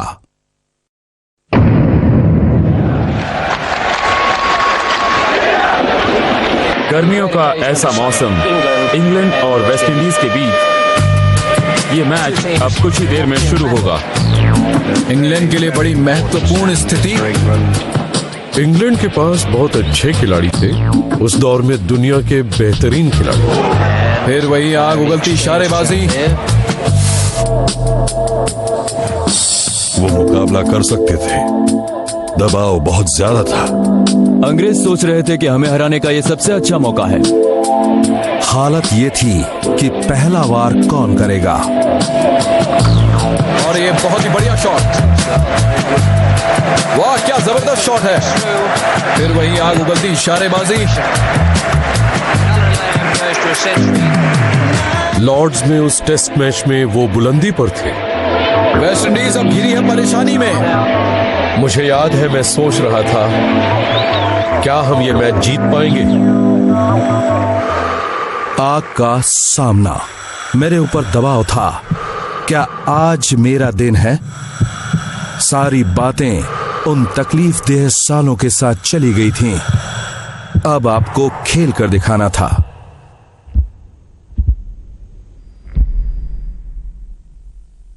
बहुत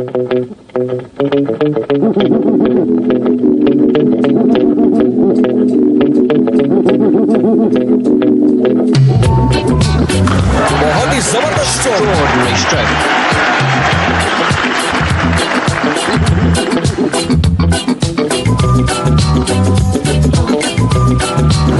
गेंद रॉकेट की तरह गई है। वेस्ट इंडीज के दर्शक मदहोश हो गए हैं। जब गॉर्डन अपने रंग में होते थे तो बस देखने लायक होते थे, और उस दिन लॉर्ड्स में लग रहा था जैसे उन्हें कोई रोक ही नहीं पाएगा। वो कमाल की फॉर्म में थे। मैदान के हर कोने में चौके छक्के उड़ा रहे थे। जब वो पवेलियन लौटे तो मैं तालियां बजा रहा था। 214 नॉट आउट, और जो काम बड़ा मुश्किल लग रहा था वो एकदम आसान हो गया। शायद ये वो लम्हा था जब हमें महसूस हुआ कि चाहे जो भी हो हम उबर गए हैं। हम लड़ाके थे, हमें याद नहीं था कि हम कब हारे थे। हमें कुछ भी डरा नहीं सकता था। और उसी जोश से उभर कर आया एक नौजवान जिसका नाम था मैल्कम मार्शल। जैसे ही मैल्कम मार्शल मैदान पर गया, आप समझ जाते थे कि अब कुछ ना कुछ मिलेगा। मैल्कम के अंदर प्रतिभा जैसे बहती थी। गेंदबाजी का भविष्य सामने आ गया था, और वो था मैल्कम मार्शल डबल फ्रैक्चर के दर्द में उसका हाथ टूट गया, प्लास्टर लग गया। मैंने कहा, तुम्हें लगता है तुम इसके साथ खेल लोगे? वो बोला, अगर तुम कहते हो तो खेल लूंगा। उसे प्लास्टर के साथ खेलते हुए देखना, मुझे लगता है इसने उसे मानव से दैत्य बना दिया। ये वो आदमी था जो जानलेवा दर्द के बावजूद दौड़ रहा था, रोशनी की रफ्तार से गेंद फेंक रहा था, फिर बल्लेबाजी करने गया और उसने हमें मैच जिता दिया। इससे इस टीम का जोश पता चलता है।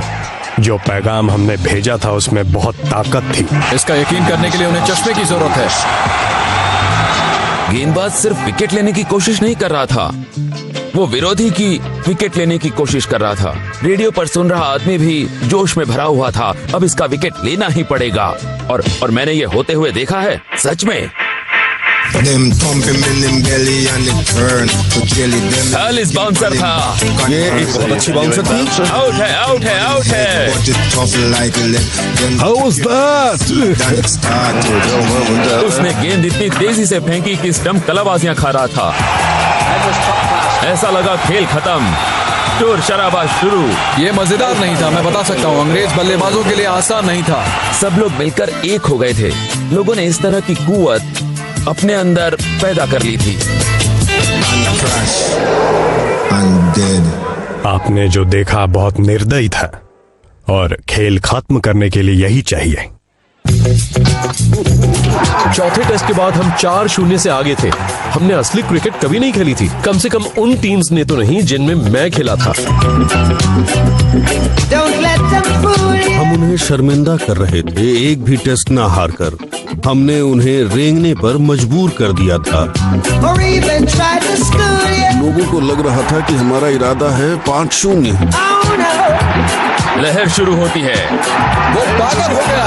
हम जीत गए थे और मैं झंडे को लेकर ऐसे भाग रहा था। सब पागल हो गए। आप बात कर रहे हैं बहुत सारी ऊर्जा की।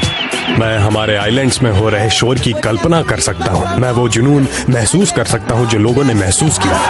और ये बॉटम आउट हो गए। इन सभी के पास एक खास पैगाम था। मैं सोचता हूँ हम सब यहाँ बराबर हैं।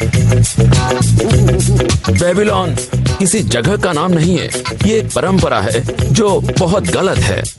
तुम्हें तुम्हारे रंग की वजह से अच्छा दर्जा नहीं मिलता है। इंसान अपनी इंसानियत भूल जाता है। ये बेबीलोन है।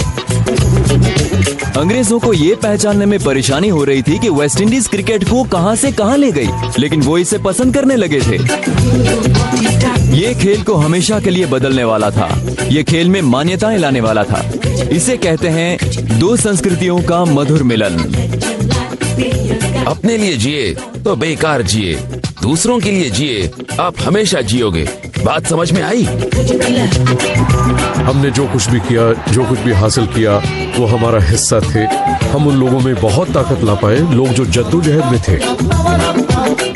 जब हमने इंग्लैंड को हराया, उनको सीरीज के हर टेस्ट में हराया, तो वो हमारी जिल्लत का बदला था और क्रिकेट शक्ति के तौर पर हमारा आगाज था। यहाँ तक कि अब लोग व्हाइट वॉश की जगह ब्लैक वॉश कहने लगे थे। काला खूबसूरत है, काला चमकीला है। ये मेरे लिए हर उस बात का निचोड़ था जो हमने बयान की। बहादुरी, कामयाबी की चाहत, एक सच्चा वेस्ट इंडियन एहसास। हमें बहुत कुछ पार करके आगे आना था। हमने शिकायत नहीं की और आज हम यहाँ हैं। खेल के इतिहास में दुनिया की सबसे महान टीम। उन लोगों के साथ होना जिनके लिए आपके दिल में बहुत इज्जत है, उनका साथ हासिल कर पाना बड़ा खास एहसास है।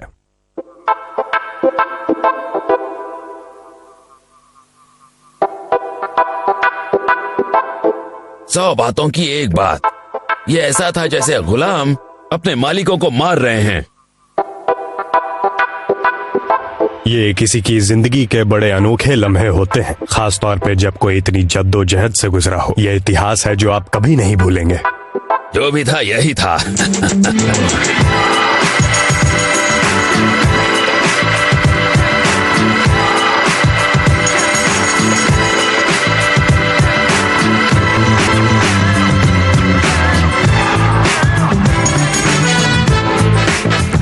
I see your face in front of me, still grainy from that old black and white TV. My whole family silent, watching you shape destiny with your two hands, faster than the eye could see. Mesmerizing. मैं आपको एक सच, एक fact बताना चाहता हूँ। ऐसा सच है, एक अविवादित सच, कि फरवरी मार्च 1980 से फरवरी मार्च 1995 तक वेस्ट इंडीज ने एक भी टेस्ट सीरीज नहीं गंवाई। 15 साल तक वो कोई टेस्ट सीरीज नहीं हारे। दुनिया के किसी भी खेल में किसी भी टीम ने ऐसा कारनामा आज तक कभी नहीं किया है और हमें इस पर गर्व है।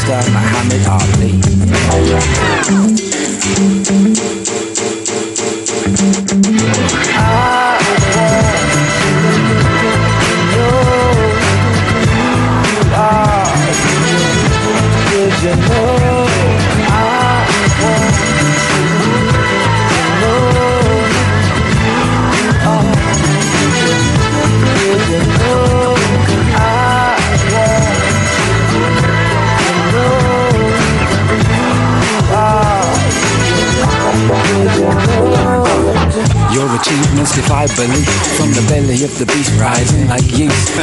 My release from low self-esteem came when I saw you rapping on my TV screen. Float like a butterfly that described my walk to school. After fight night I felt so cool, cause I was the greatest too. Love herself born simply out of love for you. And I knew someday people will love me too. None of the heckling about my black skin got through. I could have walked barefoot through hell for you. It's how I felt back then, I can still do. So if you accept these humble words of praise and my gratitude for those glorious days and notorious ways instilled in a young mind, skills sublime, yours to mine.